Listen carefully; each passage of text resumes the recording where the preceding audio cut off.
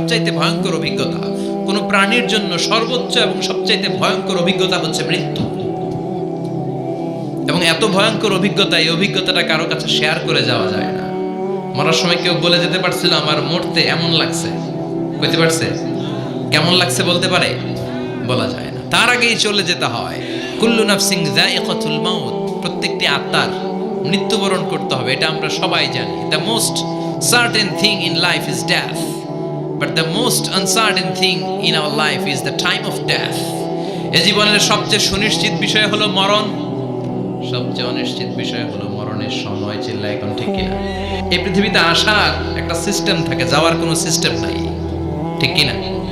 আসার সময় আগে আসছে আমার দাদা, তারপর আমার বাবা, তারপরে আমি, তারপরে আমার ছেলে, তারপরে আমার নাতি, তারপরে তার ছেলে, ঠিক কিনা? তার মানে আসার একটা সিরিয়াল আছে, যাওয়ার কোনো সিরিয়াল আছে নাকি? কথা কন। নাকি সিস্টেম দাদা আগে আসছে, দাদাই আগে যাবে, নাতি যেতে পারবে না? কথা বলেন। দাদার আগে নাতি মরে, এরকম আছে না নাই? মায়ের আগে মেয়ে যায়, আছে না নাই? মুরব্বী বাজানেরা বেঁচে থাকে, আমাদের মতো যুবকগুলো অ্যাক্সিডেন্টে মারা যায়, আছে না নাই? আবার অসুস্থরা বেঁচে থাকে, সুস্থরা মরে যায়, আছে না নাই? হাসপাতালে রোগীগুলো বেঁচে থাকে, ডাক্তার মরে যায়, আছে না নাই?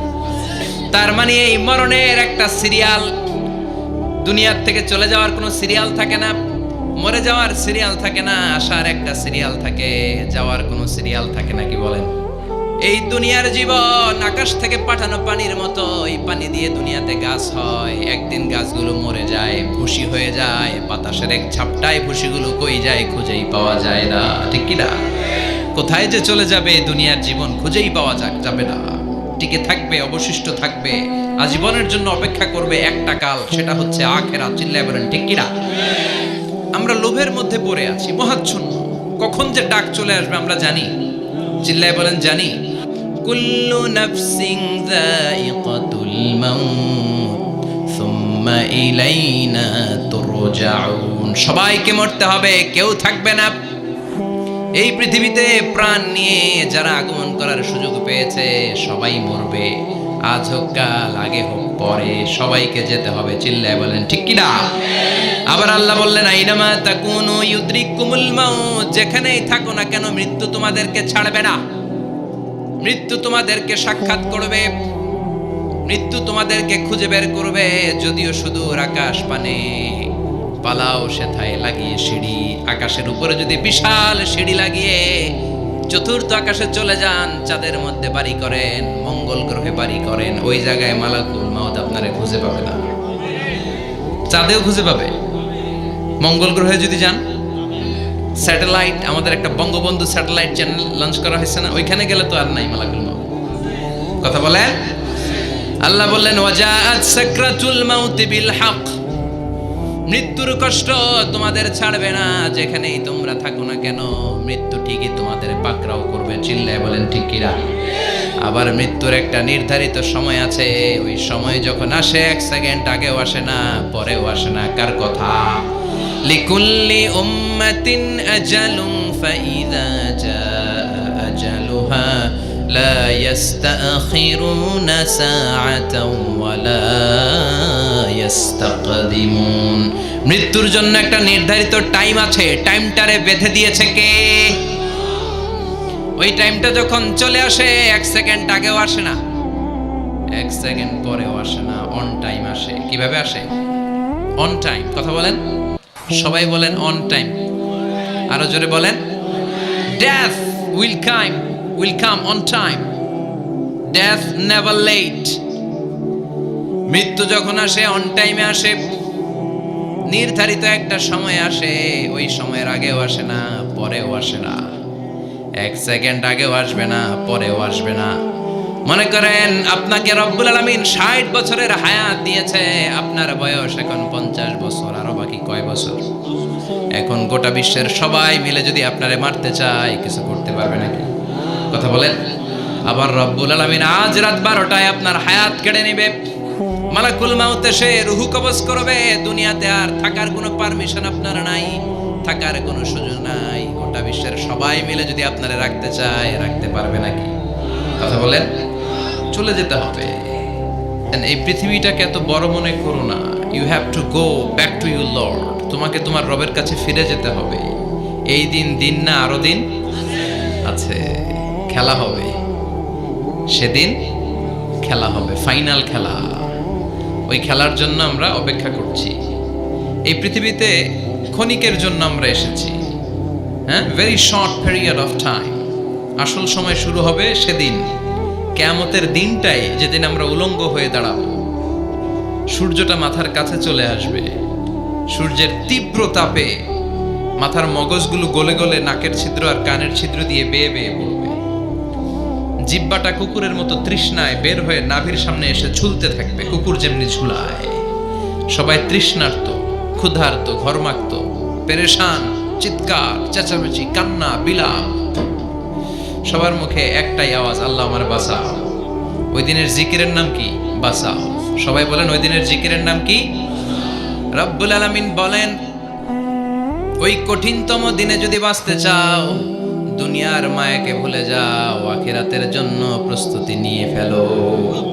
বাল তুসিরুনাল হায়াতাদ দুনিয়া ওয়াল আখিরাতু খায়রুন ওয়া আবকা। তোমরা এই দুনিয়ার জীবনটারে অনেক বড় মনে করো এটাই আসল। আল্লাহ বলে এটা আসল না, এটা নকল। আসল হচ্ছে আখিরাত, ঠিক কি না? এই দুনিয়ার জীবন হলো অস্থায়ী, আখিরাতের জীবন হলো চিরস্থায়ী জীবন। এই দুনিয়ার জীবনটা উত্তম নয়, আখিরাতের জীবনটা উত্তম। কার কথা? বাল তুসিরুনাল হায়াতাদ দুনিয়া। তোমরা এই দুনিয়ার জীবনকে বড় মনে করো, দুনিয়া করো। তোমরা আব্দুল্লাহ না হয়ে আব্দুদ দুনিয়া হয়েছো, আল্লাহর দাস হও নাই, দুনিয়ার দাস হয়েছো। তোমরা দুনিয়া করো, দুনিয়াটা ক্ষণস্থায়ী, চিরস্থায়ী হচ্ছে আখিরাত। কার কথা? এজন্য আল্লাহ বললেন, ওয়ালাল আখিরাতু খায়রুল লাকা মিনাল উলা। ও নবী, দুনিয়া নয়, আখিরাত আপনার জন্য উত্তম। সুবহানাল্লাহ। আখিরাত এটা সেরা, এটা স্থায়ী, এটা উত্তম, দুনিয়াটা নয়। You prioritise this life in this world, but the life after death much more better than this worldly life. এই দুনিয়াকে তুমি বড় মনে করো, দুনিয়াটাই সব মনে করো। দুনিয়াটাই সব নয়, আরো বড় জগৎ আছে না নাই? এই দুনিয়াটা আসলে একটা মোহ। এটা কি? একটা খেলার মধ্যে আমরা পড়ে আছি, মোহাচ্ছন্ন, লোভাতুর হয়ে আছি। চাকচিক্যময় দুনিয়া দেখে এর পরীক্ষার ভেতরে পড়ে আখিরাতকে আমরা ভুলিয়ে গিয়েছি। আর আল্লাহ বলেছেন, দুনিয়া নয়, শ্রেষ্ঠ হলো আখিরাত। ওই আখিরাতের জন্য তোমরা সামান জোগাড় করো। চিল্লায় বলেন ঠিক কিনা? আবার আল্লাহ বললেন, এই দুনিয়ার জীবনটা হলো মাতাউল গুরুর, ওয়া মাল হায়াতুদ দুনিয়া ইল্লা মাতাউল গুরুর। দুনিয়ার জীবনটা হলো সাময়িক ভোগের সামগ্রী, সাময়িক ভোগের বিষয়। আজ আছে কাল নাই, হাতের ময়লা, ঝেড়ে দিলে সব শেষ, ঠিক কিনা? আবার আল্লাহ বললেন, এই দুনিয়ার জীবন হলো লাইবুন ওয়া লাহবুন, ওয়া মাল হায়াতুদ দুনিয়া ইল্লা লাইবুন ওয়া লাহবুন। দুনিয়ার জীবন হলো খেল তামাশা, মরলে সব শেষ হয়ে যাবে। চিল্লায় বলেন ঠিক কিনা? জোরে বলেন। আবার চলে যাওয়ার কোনো ভরসা নাই, এক সেকেন্ডের মধ্যে সব হয়ে যায়। একটা সঙ্গীত আছে না, এক সেকেন্ডের নাই ভরসা, ভঙ্গ হবে রং তামাশা, চক্ষু বুঝিলে হায়রে দম ফুরাইলে। চিল্লায় বলেন ঠিক কিনা? অনেকে খাওয়ার টেবিলে বসে মারা যায়, আছে না নাই? ফুটবলার ফুটবল খেলতে খেলতে মরছে, দেখেন নাই? ক্রিকেট খেলতে খেলতে মরা যায়, আছে না নাই? রেসলিং খেলতে খেলতে মারা যায়, দেখেন নাই? হ্যাঁ, এরকম ভিডিও দেখা যায় যে প্রতিপক্ষকে রেসলিং খেলায় মারতে মারতে শেষ, এখনই জিতে যাবে, হঠাৎ করে তাকায় আছে, কিচ্ছু বোঝে না, হঠাৎ করে জমিনে উল্টে পড়ে যায়। রেফারি এসে মাটিতে বাড়ি মারে, আর লড়ে না, আছে না? রেফারি কি করে? মাটিতে বাড়ি মারে, এতক্ষণ সে জিতে যায়, এখন আর নড়েই না। তাকাতে তাকাতে দুনিয়া থেকে নাই। অনেক টেলিভিশনের নিউজ রিপোর্টার রিপোর্ট করতে করতে নাই, দম ফুরাইলে ঠুস শেষ হয়ে যায়। অনেকে অ্যাক্সিডেন্টে মরে, সড়ক দুর্ঘটনায়, অনেকে বিমান দুর্ঘটনায় মরে, আকাশে মরে না? অনেকে পানিতে ডুবে মরে, অনেকে আগুনে পুড়ে মরে, অনেকে ক্রস ফায়ারে মরে, আছে না নাই? আবার অনেকে রাত্রিবেলা বিছানায় ঘুমোতে যায়, সকালে আর ওঠে না। দুনিয়ার জীবনটা হলো লাইবুন ওয়া লাহবুন, ওয়া মাল হায়াতুদ দুনিয়া ইল্লা লাইবুন ওয়া লাহবুন। দুনিয়ার জীবনটা হলো খেল তামাশা, মরলে সব শেষ হয়ে যাবে। চিল্লায় বলেন ঠিক কিনা? আবার অনেকে রাত্রিবেলা বিছানায় ঘুমোতে যায়, সকালে আর ওঠে না। কত ধরনের মরণ। আল্লাহ তুমি আমাদেরকে ভালো মরণ দিও, ইমানি মরণ দিও। মরবো যে আমরা সবাই জানি, কিন্তু কোথায় মরবো আমরা কেউ জানি? জানি আমরা? সবাইকেই মরতে হবে, জন্মালেই মরতে হবে, চলে যেতে হবে, থাকা যাবে না। এটাই হলো পৃথিবীর পদ্ধতি। জীবনের সবচাইতে নির্মম ঘটনা হচ্ছে মরণ। আকসিরু যিকরা হাযিমিল লাযযাত, জীবনের সব স্বাদকে পানসা করে দেয় ওই মরণকে স্মরণ করো। মরণকে স্মরণ করলে জাহান্নাম বরণ করা লাগে না। চিল্লায় বলেন ঠিক কিনা? আবার আল্লাহ বললেন, গোলাম, স্পেশাল একজন ফেরেশতা আমি মরণের জন্য সিলেক্ট করলাম, নাম মালাকুল মাউত। তাকে আমরা আজরাইল বলে চিনি। এই মালাকুল মাউত তার বাহিনী নিয়ে নির্ধারিত টাইমে গোটা বিশ্বের সব মানুষের রূহ কবজ করে। অন টাইম নাকি দেরি করে? মালাকুল মাউত আগেও আসে না, পরেও আসে না। সুবহানাল্লাহ পড়েন। সাইয়েদনা সুলাইমান আলাইহিস সালামের জামানাতে ওনার এক ওয়াজির ছিল, মন্ত্রী। ওই মন্ত্রীকে নিয়ে উনি বৈঠক করতেন। ওনার সময় উনি মালাকুল মাউতের সাথেও বৈঠক করতেন। শুনতেছেন? আপনাদের মনোযোগ আছে তো? উনি বৈঠকে বসেছেন, মালাকুল মাউতও বসা, ওয়াজিরও বসা। হঠাৎ মালাকুল মাউত ওয়াজিরের দিকে বড় বড় চোখ করে তাকাচ্ছে। বড় বড় চোখ করে তাকানোতে ওয়াজির ভয় পেয়েছে। হঠাৎ মালাকুল মাউত চলে গেল। ওয়াজির বলে, ও সুলাইমান আলাইহিস সালাম, এই যে লোকটা বড় বড় চোখ করে আমার দিকে তাকালো, এটা কে? সাইয়েদনা সুলাইমান বলে, হাদা মালাকুল মাউত। যে বর্ণনাটা বলছি এটা হাদিস না, এটা হচ্ছে ইসরাইলিয়া, জিউস ট্র্যাডিশন। কোরআন হাদিসের সাথে কোনো দ্বন্দ্ব নাই, তাই বর্ণনা করা যাবে। বিষ্ণু বলেছেন, বাল্লিগু আন্নি ওয়ালাউ আয়া। আবার বলেছেন, ওয়া হাদিসু আন বনি ইসরাঈল ওয়ালা হারাজ। বনি ইসরাইলের ট্র্যাডিশন বর্ণনা করো, জিউস ট্র্যাডিশন বর্ণনা করো, এতে কোনো সমস্যা নাই। ওয়াজির বলে, ও সাইয়েদনা সুলাইমান, বড় বড় চোখ করে যে তাকালো লোকটাকে? সাইয়েদনা সুলাইমান বলে, হাদা মালাকুল মাউত, এটা মৃত্যুর ফেরেশতা। ওয়াজিরের কলিজায় পানি নেই। এটা কি ফেরেশতা? শুনে তো পিলে চমকে গিয়েছে। কয় কি? মালাকুল মাউত তো আমার চিনে ফেলাইছে, বাড়ি চিনে ফেলছে, আমার খবর আছে। সাইয়েদনা সুলাইমান আলাইহিস সালাম জিনদেরকে দিয়ে কাজ করাতেন, মেঘমালাকে দিয়ে কাজ করাতেন, বিশাল সিংহাসন নিয়ে পৃথিবীর প্রাচ্য থেকে পাশ্চাত্যে ঘুরে বেড়াতেন। সাইয়েদনা সুলাইমানকে ওয়াজির বলে, ও সুলাইমান, মেঘমালাকে আদেশ করে দেন, আমি আর এই ফিলিস্তিনের ভূখণ্ডে থাকতে চাই না। আকাশের মেঘমালার উপরে আমারে বসিয়ে দেন, আর বলে দেন আমারে নিয়ে যেন আকাশের মেঘমালা হিন্দুস্তানের ওই দূর পর্বতে রেখে আসে। আকসা আল হিন্দ, হিন্দের সবচেয়ে দূরবর্তী জায়গায় যেন আমারে রেখে আসে। সাইয়েদনা সুলাইমান বললেন, আকাশের মেঘ যাও, আমার ওয়াজিরকে নিয়ে হিন্দুস্তানের একটা উপদ্বীপে রেখে আসো। রেখে আসা হলো। কিছুক্ষণ পর মালাকুল মাউত সাইয়েদনা সুলাইমানের কাছে হাজির। সাইয়েদনা সুলাইমান বললেন, ও মালাকুল মাউত, কই ছিলা?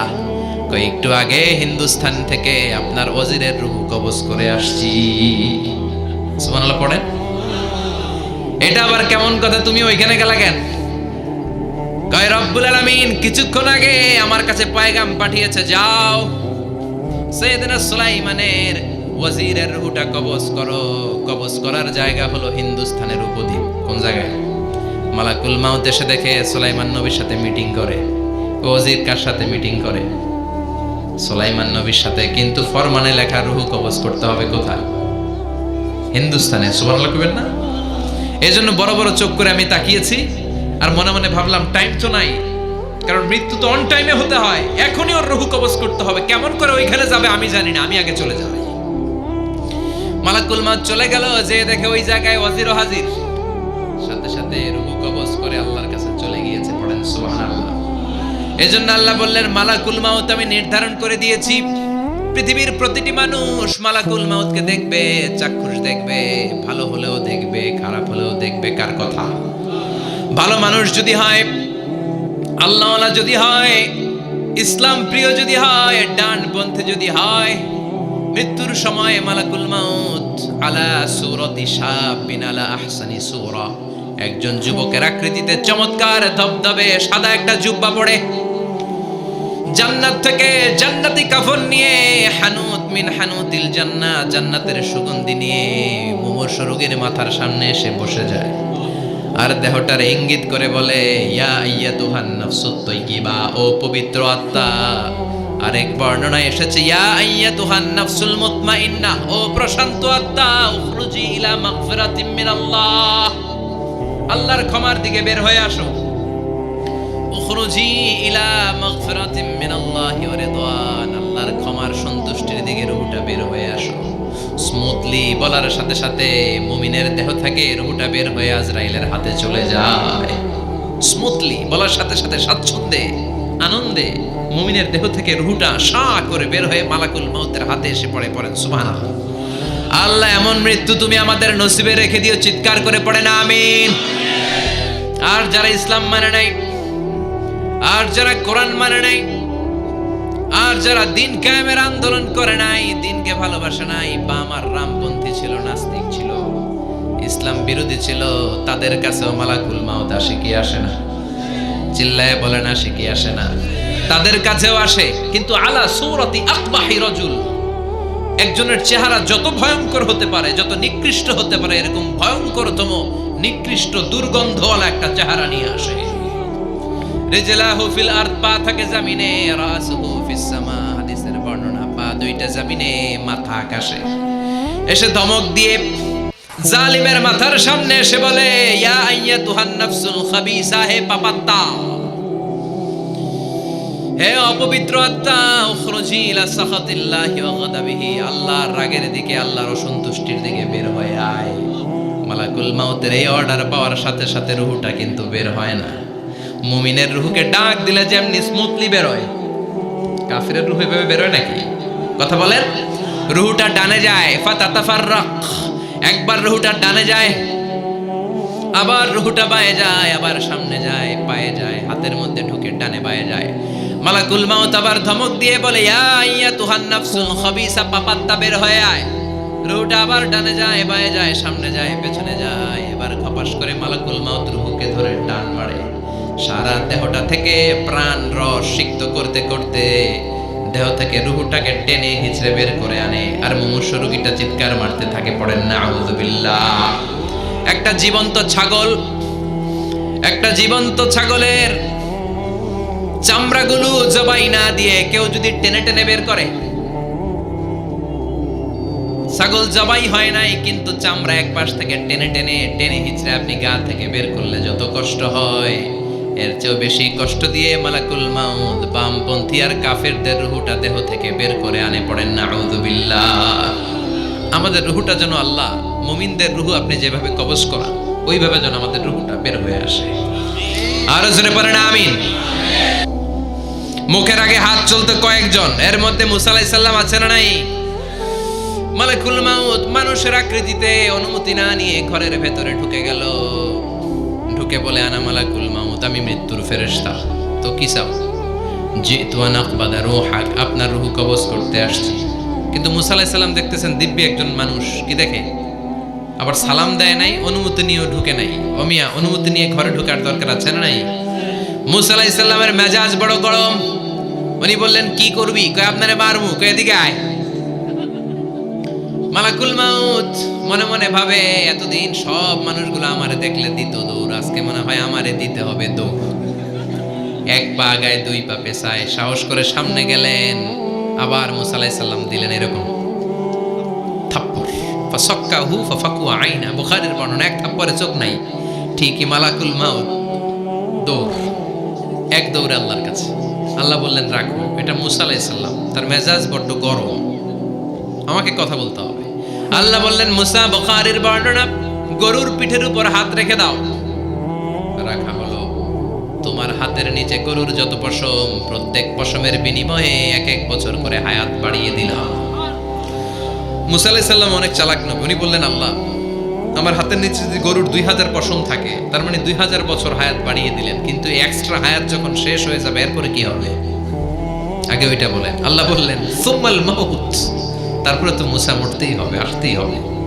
সাইয়েদনা মুসা আলাইহিস সালাম বললেন ফাল আনা, তাহলে আর দেরির দরকার নাই, এখনই আমি আপনার কাছে চলে যেতে চাই। মালাকুল মাউত মুসা আলাইহিস সালামের রূহ নিয়ে উড়াল দিলেন। সুবহানাল্লাহ। বাঁচতে পারছে? বিশ্বনবী মরে নাই, উনি ইন্তেকাল করেছেন। চিল্লায় এখন ঠিক কিনা? ইন্তেকালের আগে বিশ্বনবী প্রচন্ড অসুস্থ হলেন। মা আয়েশারে ডেকে বললেন, আয়েশা মনে হয় আমি বাঁচব না।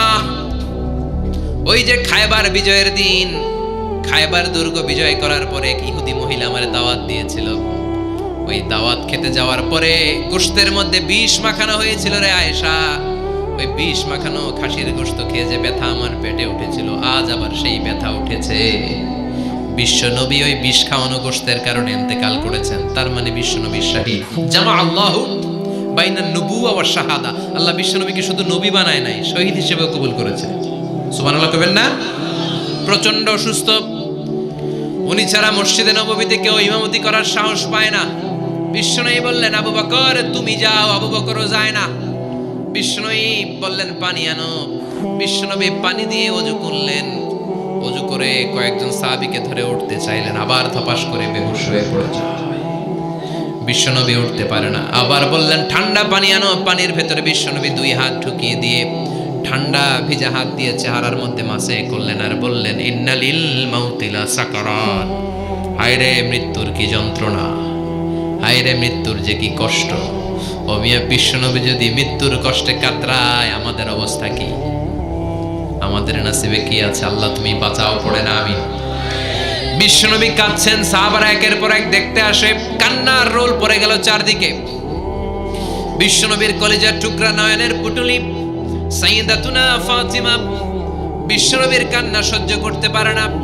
বিশ্বনবীকে ধরে মা ফাতিমা, সাইয়্যিদাতুনা ফাতিমা বিলাপ করা শুরু করে দিলেন, চিৎকার দিয়ে কান্নাকাটি শুরু করে দিলেন আর বললেন, ওয়া কুরবাবা, ওয়া কুরবাবা, হায় হায় আমার বাবার কি কষ্ট, আহা আমার বাবার কি কষ্ট হচ্ছে। বিশ্বনবী বললেন, ফাতেমা তুমি কেঁদো না, আমার কষ্ট আজকের পরে আর থাকবে না। আজকে তোর বাবার সব কষ্ট বন্ধ হয়ে যাবে। কি যেন কানে কানে বললেন, ফাতেমা আরো কেঁদে দিল। আবার কানে কানে কি যেন বললেন, ফাতেমা হেসে দিল। বিশ্বনবীর ইন্তেকালের অনেক পর মা আয়েশার কাছে ফাতেমা বললেন, আমি যখন প্রথমে কেঁদেছিলাম আব্বা বলেছিল আমি আর বাঁচবো না রে ফাতেমা। আবার কানে কানে একটা কথা বলার পরে হেসেছিলাম, আব্বা বলেছিল আমার পরে আমার পরিবার বর্গের মধ্য থেকে সর্বপ্রথম তোমার সাথে আমার দেখা হয়ে যাবে রে ফাতেমা। অল্প কয়েক মাসের ব্যবধানে সাইয়্যিদাতুনা ফাতেমা উনিও ইন্তেকাল করলেন। বিশ্বনবী শোয়া থেকে উঠতে পারে না। এক সাহাবীকে দেখলেন মেসওয়াক করছে। বিশ্বনবী মেসওয়াকের দিকে তাকিয়ে রইলেন। বিশ্বনবীর নিথর দেহটা পড়ে আছে। আয়েশারা যে বলবে আয়েশা মেসওয়াক দাও, বলতে পারে না।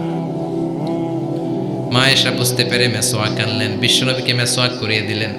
এবার বিশ্বনবী বললেন, ও আবু বকর শোনো, আল্লাহ আমাকে অপশন দিয়েছে। কি দিয়েছে? আল্লাহ বলেছে নবী আজীবন থাকতে চাইলে থাকেন, আর আসতে চাইলে চলে আসেন। আমি থাকতে না চেয়ে আল্লাহর কাছে চলে যাওয়ার ইচ্ছা করলাম। সাইয়েদনা আবু বকর কান্না জুড়ে দিলেন। বিশ্বনবী বললেন, আসসালাত আসসালাত, ও আমার উম্মতেরা নামাজ তরক করো না। ইন্তেকালের আগে বললেন নামাজ ছেড়ে দিও না। আর বললেন, ওমা মালাকাত আইমানুকুম, তোমাদের অধীনস্থ কর্মচারীদের সাথে খারাপ আচরণ করো না। খাম শুকানোর আগে পয়সা দিয়ে দিও। আর হাত দুটো উঁচু করে বললেন, আল্লাহুম্মা ইলার রাফিকিল আলা, ও আল্লাহ আমি আপনার কাছে যেতে চাই। এই কথাটা বলে বিশ্বনবীর হাত দুইটা থপাস করে জামিনে পড়ে গেল। বিশ্বনবীও চলে গেলেন। থাকতে পেরেছে কেউ? চিল্লায় বলেন। এজন্য আমরা আল্লাহর কাছে ঈমানি মৃত্যু চাই। কি মৃত্যু? আমরা কেউ জানি না আমাদের শেষটা কেমন হবে। এজন্য আমাদের শেষটা ভালো হোক। Very sensitive issue. আমাদের শেষটা ঈমানের হোক। এখন যেমনি মাথা ঠিক আছে, বুদ্ধিমত্তার সাথে শাহাদাত বাক্যের উপর যেন আমরা মরতে পারি। আমরা পড়ি আমিন। চিল্লায় পড়ে না আমিন। কি করে বুঝবেন মৃত্যুটা ভালো হলো? এক নাম্বার আলামত আন-নুতকু বিশ-শাহাদা। মরার আগে আওয়াজ করে জিকির করে কেউ যদি পড়তে পারে লা ইলাহা ইল্লাল্লাহু মুহাম্মাদুর রাসূলুল্লাহ সাল্লাল্লাহু, এটা হচ্ছে আলামাতু হুসনিল খাতিমা। আপনার মৃত্যুটা যে ভালো মৃত্যু হয়েছে এটার আলামত। কি মৃত্যু? সবাই বলেন ভালো মৃত্যু আমরা চাই কি চাই না? ভালো মৃত্যুর এক নাম্বার আলামত কালিমা পড়ে যদি মরতে পারে। বিশ্বনবী বলেন, মান কানা আখিরু কালামিহি লা ইলাহা ইল্লাল্লাহ, যে ব্যক্তির সর্বশেষ কথাটা হবে, বাক্যটা হবে লা ইলাহা ইল্লাল্লাহ, দাখালাল জান্নাহ, সে জান্নাতি হয়ে যাবে। সুবহানাল্লাহ পড়েন। এরপরে বিশ্বনবী বললেন, আল মুমিনু ইয়ামুতু ইরকিল জাবিন, মুমিন যখন মারা যায় তার কপাল ঘেমে যায়। সুবহানাল্লাহ পড়েন। হাত ঘামে না, পা ঘামে না, মুমিনের কপাল ঘামে। সুবহানাল্লাহ। এজন্য কেউ মারা গেলে কপালের মধ্যে হাত দিবেন, দেখবেন ওই ঘামের মধ্যে একটা জান্নাতি ঘ্রাণ আছে। সুবহানাল্লাহ। আল্লাহ, আমরা যখন মরে যাব আমাদের কপালটা যেন এরকম ঘেমে যায়। আমিন পড়েন আর জোরে আমিন। আল মুমিনু ইয়ামুতু বিআরাকিল জাবিন, মুমিন মারা গেলে তার কপাল ঘামে। কপাল ঘামলে বুঝতে হবে এটা ভালো মৃত্যু, ঈমানি মৃত্যু। চিল্লায় বলেন ঠিক কিনা?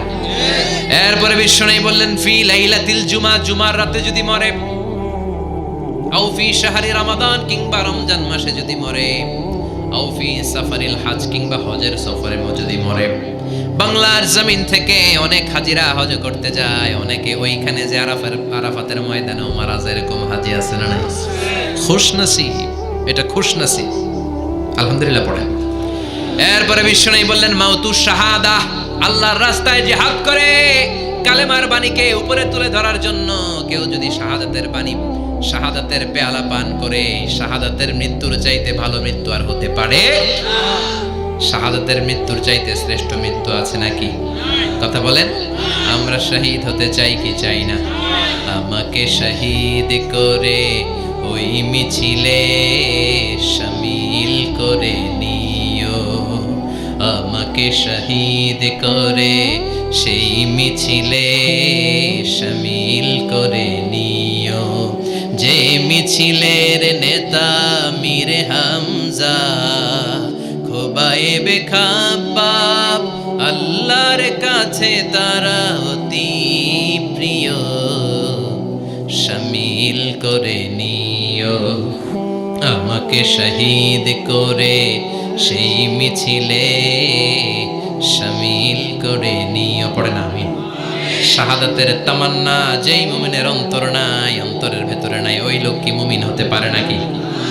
মান সাআলাল্লাহ শাহাদা, বিশ্বনবী ফরমান, যে ব্যক্তি আল্লাহর কাছে শাহাদাতের মৃত্যু চায়, বাল্লাগাহুল্লাহু মানাজিলাশ শুহাদা ওয়া ইন মাতা আলা ফিরাশিহি, কেউ যদি আল্লাহর কাছে শাহাদাত অন্তর থেকে কামনা করে, রব্বুল আলামিন ওই ব্যক্তিকে শাহাদাতের মর্যাদায় নিয়ে যাবেন, যদিও সে বিছানায় পড়ে পড়ে মারা যায়। বিছানায় পড়ে মারা গেছেন, কিন্তু অন্তরে কামনা ছিল আল্লাহ আমারে তুমি শহীদ হিসেবে কবুল করো, শাহিদদের কাতারে আপনারা দাঁড় করায় দিবে কে? ওমরে ফারুক বলতেন আল্লাহুম্মা রযুকনা শাহাদাতান ফি সাবিলিক, ও আল্লাহ আপনি আমারে আপনার রাস্তায় শহীদ হিসেবে কবুল করেন। ওয়ারযুক মাউতি ফি হারামি রাসূলিক, পৃথিবীর কোন শহরে মরতে চাই না, বিশ্বনবীর শহরে মদিনা শহরে আমার মৃত্যু কবুল করেন। ওমরে ফারুক কই মরছে? কথা কও। ফজরের জামাতে ইমামতি করতে গিয়েছেন, মাওলাল মুগীরা আবু লুলু আল মাজুসি, মাওলাল মুগীরার আঘাতে অ্যাসাসিনেটেড বাই মুগীরা, স্টেবিং করেছে এখানে, তিনটা আঘাত করেছে, একটা এখানে, একটা পাজরে, একটা নাভির মধ্যে, নাভি কেটে দুই ভাগ। ওনাকে খাবার দেয়া হলো নাবিজ, দুধ মাখানো নাবিজ, ওই নাবিজের দুধ নাভি দিয়ে বের হয়ে যায়। উনি বললেন কে মেরেছে আমাকে? বলল অগ্নি উপাসক। শুকরিয়া করে বললেন আল্লাহ আমারে কোনো মুসলিম মারে নাই, কোনো মুমিন মারে নাই। উনি বেহুশ ছিলেন, হুশ ফিরে সবাই রে বললেন আসল্লান নাস, ফজরের যেই নামাজটা আমার ইমামতিতে শুরু হয়েছে, এক রাকাতের পর আমাকে মারা হলো। এবার আমাকে বলো আমার নেতৃত্বে যে নামাজটা শুরু হয়েছে, নামাজটা ঠিক মতো হয়েছে কিনা? সুবহানাল্লাহ। আমারে কে মারলো? কে তোমাদের খলিফা হবে? কি হবে আমার আব্দুর রহমানের, আব্দুল্লাহর? এগুলো নাই, প্রথম কথা ছিল মানুষরা নামাজটা পড়েছে কিনা। সুবহানাল্লাহ। এজন্য শাহাদাতের তামান্না সবচেয়ে বড় তামান্না, চিল্লায় বলেন ঠিক কিনা? এরপর বিশ্বনবী বললেন মুরাবিতান ফি সাবিলিল্লাহ, মুসলিম রাষ্ট্রের পাহারা দেয় যারা, বর্ডার গার্ড। আমাদের দেশের বর্ডার গার্ডের কি বলে? আগে বিডিআর ছিল, এখন বিজিবি। আমার বিজিবির ভাইয়েরা না খেয়ে না পড়ে শীতের রাতে দেশ পাহারা দেয়, বিএসএফ এর গুলিতে যদি মারা যায় এটা শহীদ। সুবহানাল্লাহ। এর চেয়ে শ্রেষ্ঠ মৃত্যু আর হতে পারে? এরপরে আল মাউতু আলা আমালিন সালেহ, কোন ভালো কাজের উপর মরণ।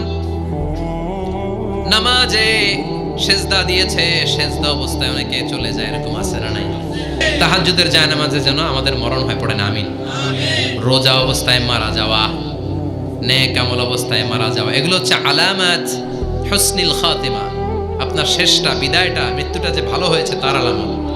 আল্লাহ এই যে কথাগুলো বললাম, শ্রেষ্ঠ শ্রেষ্ঠ মৃত্যু, আমাদের মৃত্যুগুলো ওই রকম করে দিও। চিৎকার করে পড়ে না, আওয়াজ করে পড়ে না, আমিন।